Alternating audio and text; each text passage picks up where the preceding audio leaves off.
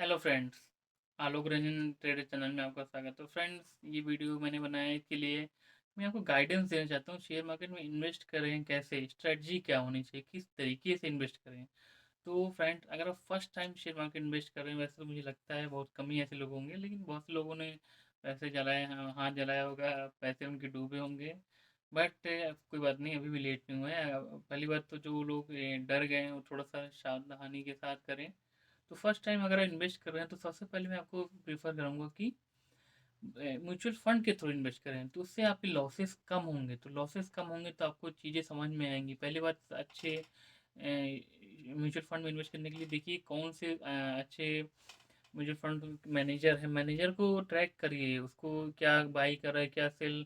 Mutual fund ऐसे नहीं कुछ भी उठा के ले लिया, आपने देखा कि ये पिछले साल बहुत अच्छा रिटर्न दिया था, तो इस बेस पे कभी म्यूचुअल फंड में इन्वेस्ट ना करें। हमेशा म्यूचुअल फंड में इन्वेस्ट करने से पहले देखें कि 10 साल का एवरेज रिटर्न कितना है। 8 साल, कम से कम मिनिमम 10 साल का एवरेज रिटर्न देखें ही देखें, तो ही उसको हम अच्छा म्यूचुअल फंड मानते हैं। मेरे हिसाब, जैसे मैं आपको कुछ रिकमेंडेशन देना चाहूँगा, ये मेरी कोई होल्डिंग नहीं है। बस मैंने बहुत पहले बाई किया था, बट मैंने सेल कर दिया क्योंकि मैं शेयर को समझने लगा, तो मैंने म्यूचुअल फंड में होल्डिंग थोड़ा बहुत कम कर दी, लेकिन करता हूँ अभी भी, ऐसा नहीं कि नहीं करता हूँ। तो जैसे कोई एसबीआई का एक ब्लू चिप फंड है जो लार्ज कैप स्टॉक में इन्वेस्ट करता है। मिनिमम ज़्यादातर 70-80% इनकी लार्ज कैप में रहती है।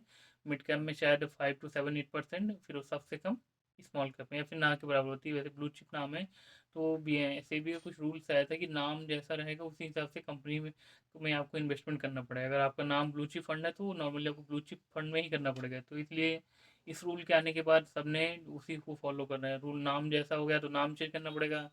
अगर आपने small cap, mid cap, large cap सब में लगा दिया है तो आपको नाम चेंज करना पड़ेगा। लेकिन आप, अगर आपने नाम नहीं चेंज किया तो आपको अपना होल्डिंग कम करनी पड़ेगी या हटानी खत्म करनी पड़ेगी स्मॉल कैप या मिड कैप से।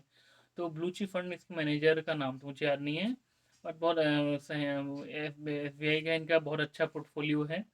और ये इनके अच्छा बना के रखा है इन्होंने, एस बी आई के large cap blue chip fund ने। तो इनका एवरेज रिटर्न मैं आपको दिखाता हूँ।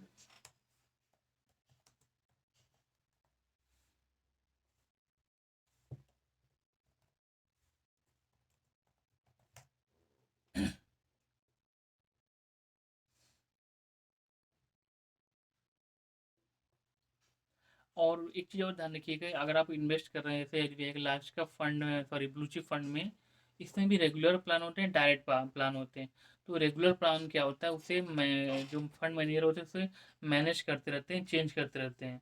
जबकि जो डायरेक्ट फंड होता है उसमें नॉर्मली एक स्टॉक पोर्टफोलियो बकेट बना दिया जाता है 10-15 कंपनियों का, जो भी इनका इन्वेस्टमेंट होता है, फिर वो उसी के बेस पे इन्वेस्ट करते हैं। तो अगर आप एक्सपेंस रेशियो कम करना चाहते हैं, इन सब चीज़ों को ध्यान रखिए कि एक्सपेंस रेशियो मैटर करता है किसी म्यूचुअल फंड में इन्वेस्ट करने के लिए। तो कभी भी इन्वेस्ट करें तो म्यूचुअल फंड का एक्सपेंस रेशियो जिसमें कम हो उसमें करें, और अच्छे ब्लू चिप फंड में ही करें। तो मैं आपको बताता हूँ, एसबीआई का ब्लू चिप लार्ज फंड में रेगुलर प्लान में ग्रोथ है, डायरेक्ट इसमें आप रेगुलर प्लान है तो डायरेक्ट फंड में ही इन्वेस्ट करिएगा, तो आपका एक्सपेंस रेशियो उसमें कम होता है। जबकि स्टॉक सेम ही रहते हैं जो फंड मैनेजर मैनेज करता है, बस आपके एक्सपेंस रेशियो कम हो जाते हैं आपके उससे, इसलिए उसका रिटर्न भी ज़्यादा हो जाता है। तो ये बात ध्यान रखिएगा, हमेशा भी लार्ज कैप में इन्वेस्ट करें तो।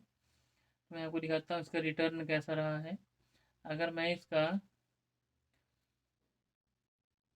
अब तक के 2006 से इन्होंने शायद स्टार्ट किया था, 2006 से 21 तक का, जो कि इनका रिटर्न है 12.38। अगर मैं 10 साल ऑल रिटर्न देखता हूँ, और अगर आप 5 साल का रिटर्न देखें तो करीब 14.5% है। तो देखिए 14 से 20 के बीच में रहता है तो बहुत अच्छा माना जाता है।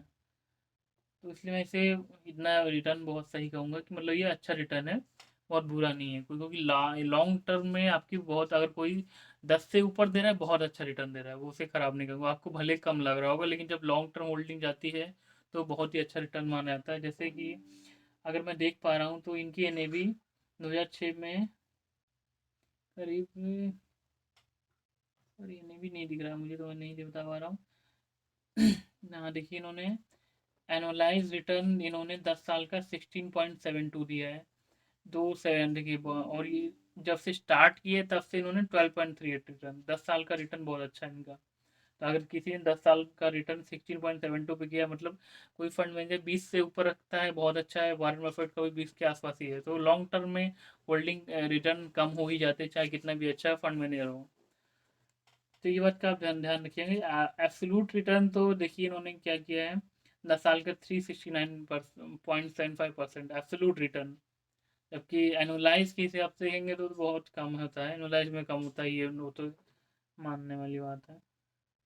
और अगर आप 1 साल का रिटर्न इधर देखेंगे तो 20%, तो इसको देख के कभी मत इन्वेस्ट करिए। अगर 2 साल का देखें तो 44.59% है। तो कभी भी 2 साल 3 साल 4 साल के लिए कभी मत सोचिए, कम से कम 10 साल का एनुअल रिटर्न देखिए, उसके बेस पर ही इन्वेस्ट कीजिए हमेशा म्यूचुअल फंड में, तो बहुत सही आपको रिटर्न मिलेगा। कभी भी लालच में ना आए कि 2 साल पहले इतना दिया था।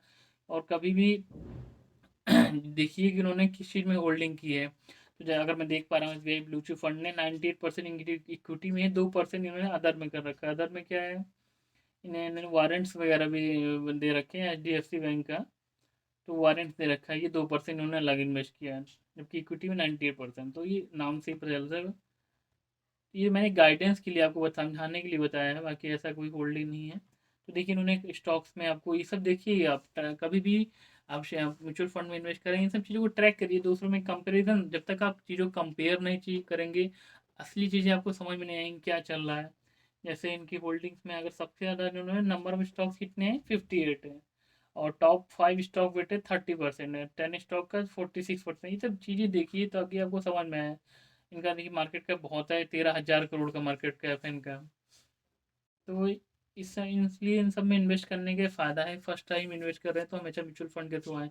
जब आप इन सब चीज़ों को समझना शुरू करें कि इन्होंने कौन से स्टॉक लिए हैं, फिर आप इससे थोड़ी सी होल्डिंग अपने स्टॉक्स में ले सकते हैं। जैसे इन्होंने एचडीएफसी बैंक इन्वेस्ट किया, आईसीआई बैंक में किया है, इन्फोसिस में किया है, सीएल में किया है, लार्सन टर्बो, बहुत सारे आईटीसी। तो जिन कंपनियों में इन्होंने इन्वेस्ट किया है, उनमें आप इन्वेस्ट करें, उनको समझें। इस थ्रू आप एक पैटर्न के थ्रू आएंगे तो आपको कभी भी शेयर मार्केट में लॉस नहीं होगा। क्योंकि वही फंड मैनेजर हैं, इन्होंने स्टॉक्स जो लिए हैं ये सोच समझ के लिए हैं। आपसे ज़्यादा नॉलेज, इनको 15 से 20 साल एक्सपीरियंस होता है, तभी ये मैनेजर बनते हैं। तो अगर आप इस थ्रू आते हैं तो आपको लॉसेस के चांस कम होंगे। तो ये बात ध्यान रखिए कि आप एक सीरीज मैंने भी स्टार्ट ऐसे किया। मैंने कहा मुझे शेयर मार्केट में इन्वेस्ट करना है, तो मैंने सबसे पहले ब्लू चिप फंड ही लिया था एसबीआई का, तो समझने के लिए देखा मैंने क्या है, उसको समझा। जब मैं उस चीज़ को समझ गया कि चीज़ें ऐसे होती हैं, तब मैं म्यूचुअल फंड्स के बाद शेयर्स में आया। ऐसे आप पैटर्न या शेयर, फिर जब मैं शेयर को समझने लगा तब मैं ऑप्शंस में आया। जब मैं ऑप्शन को समझने लगा तब मैं फ्यूचर मार्केट में आया। अब लेकिन मैं कमोडिटी पे कभी भी इन्वेस्ट नहीं करता हूँ, क्योंकि बहुत ही रिस्की होता है। अगर आप करना चाहे तो कर सकते हैं, वो आपकी मर्जी है। बट मैं ऐसा रिकमेंडेशन नहीं करता हूँ। तो एक पैटर्न में आप चलेंगे तो आपको लॉस कम होंगे होंगे बट कम होंगे दूसरों के अपेक्षा। अगर आप बीच से ही कूद के अगर आप कूदेंगे तो आपको लॉस या नुकसान की चोट लगने के चांस ज़्यादा रहेंगे। और इसलिए आराम से चलिए, समझ के चलिए। और एक बात चीज़ याद रखिए कि आप लर्न करते रहिए हमेशा, कंपनीज, म्यूचुअल फंड, उन सब पे आप करते रहें। तो ये मेरी स्ट्रेटजी है। अगर आपको अच्छा लगे तो आप वीडियो को लाइक और सब्सक्राइब जरूर कर सकते हैं, और अपने फ्रेंड को भी मेरे शेयर कर सकते हैं। तो मिलते हैं नेक्स्ट वीडियो में। Bye friends.